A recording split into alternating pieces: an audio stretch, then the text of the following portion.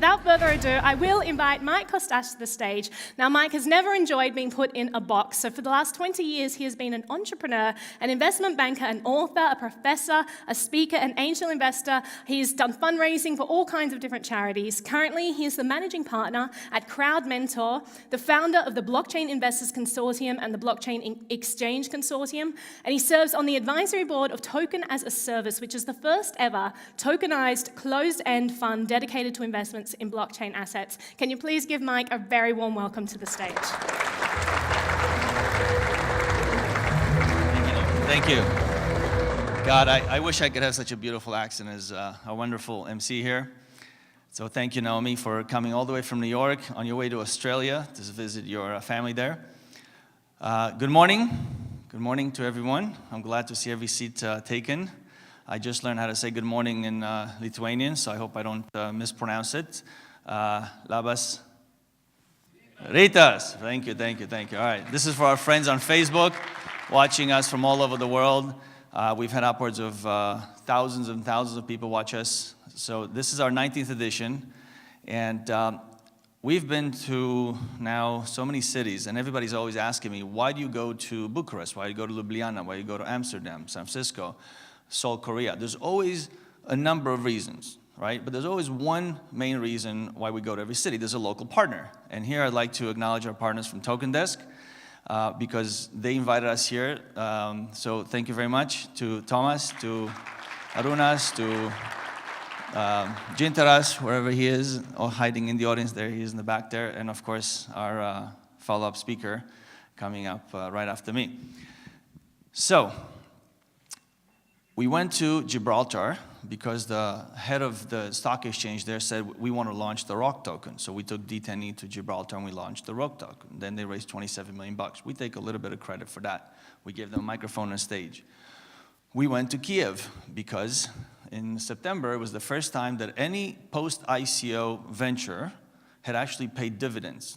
We called them payouts to not mess with the SEC.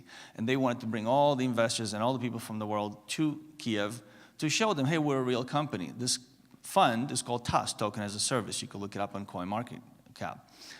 We went to so many different cities for so many purposes, but when I met Thomas in Gibraltar in October, and then he kept coming to our events in every city, and he kept saying to me, I'm here to learn about how to do an event. I said, great, this is how you do an event. He said, no, I want d10e to come to Vilnius. And we said, okay, fine. So we'll come to Vilnius one day and we'll bring a stage and we'll bring a microphone and we'll invite lots of local people so that we could have our ICO pitch competition, bring some of capital that we have from some of our investors to Lithuania as well. And a few days ago, I think we had very, very few people sign up because people in crypto, for some reason, always wait till the last minute. And here it's so wonderful to see every seat taken because just a few days ago, we didn't know if we're going to have a conference. And this happens in every city. You should see Seoul, Korea. 560 people in the audience. A week before, a few dozen people sign up. And it's the craziest thing. You could talk to every event organizer in the world. They're always holding their heart, thinking, is this event going to happen? So a year ago, we had one event in Bucharest, and then there was one in Puerto Rico called Coin Agenda. And there used to be one event a month. So roadshows for ICO used to be 3 cities maximum. If you talk to Bancor, probably the 4th biggest ICO, the 3rd biggest ICO in the world until today, they went to Coin Agenda, they went to San Francisco, and then they came to Tel Aviv in June, where we did our event, and we helped them launch their token. Now, a year later, we're celebrating with them the 1-year anniversary of Bancor. So you're all welcome to come to Tel Aviv in June for that event. But we're here because, again, Thomas and his fellow colleagues who now have, I just learned there's 60 of them, and they're looking to grow to 100 people by the end of the year. So every city has a leader that is doing something amazing in blockchain. 2 years ago, when I went to my first blockchain conference with a bunch of geeks talking about some white papers that I couldn't understand anything they're talking about. Today, it's not even about education. It's not about, yes, of course, you have amazing lawyers like Gordon here, who comes all the way from Los Angeles to educate you about SEC regulations. You have Eva from the Czech Republic coming to talk about personal data and all the laws that the European Union will be, everybody will have to comply with those laws come May. And you have all sorts of amazing speakers, both local and international, but really we're here because we want to match good ideas with capital. And we created last September, we launched it at the 9th edition of d10e in Kyiv, the Blockchain Investors Consortium. Now we're way over 150 members.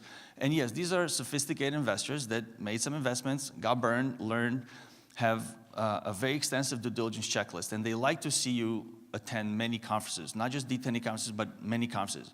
I have a friend, John Locci, L-O-C-I. If you know John, he's the craziest man I met last year as I went around the world, 25 conferences in 25 countries. This guy raised $16 million for his ICO, but he went to 90 conferences, 90. That's crazy. To raise $16 million, you go to 90 conferences. He became addicted to being on stage, and all the people he met on the roadshow, even after he finished his ICO, he kept speaking at conferences and sponsoring them, because he realized that that's where all the knowledge and all the connections and everything, how he pivoted his business, was with every small piece of advice that everybody gave him. When he was on stage, when he got off stage, at 3 in the morning at the club, 5 in the morning when they're going home to get breakfast, and this is the cycle that we're all living in. It used to be easy to raise money. Now it's become very costly, and there's a lot of effort. But I won't keep you too much, because my purpose is just to welcome you. Thank you for having us in your wonderful city. I'm glad it's not too cold.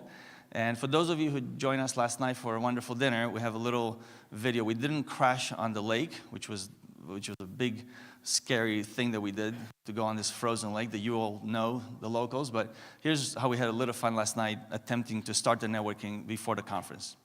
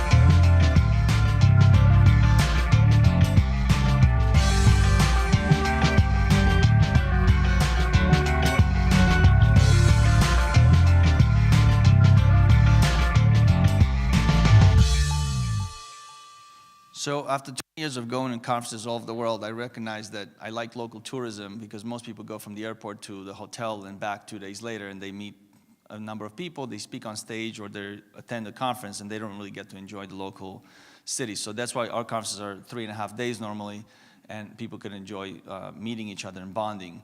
We had a fellow friend of yours faint outside, which was quite interesting from the perspective, because I was going to say this in my speech, and now I'm definitely going to say it.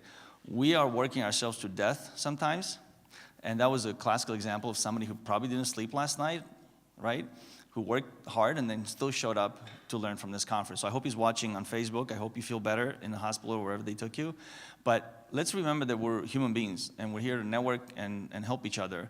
And what I love about blockchain, and again, I'm not going to be technical about this, but I'm going to say the following. All these tokens that we're inventing out of nothing, right, to reward certain people, you know, the early adopters of our technology, of the industry that we're decentralizing, the same way we invent these tokens, the same way we deserve to have what we have. So this is the age of meritocracy, as I call it, because you don't need to be from a wealthy family with a big background.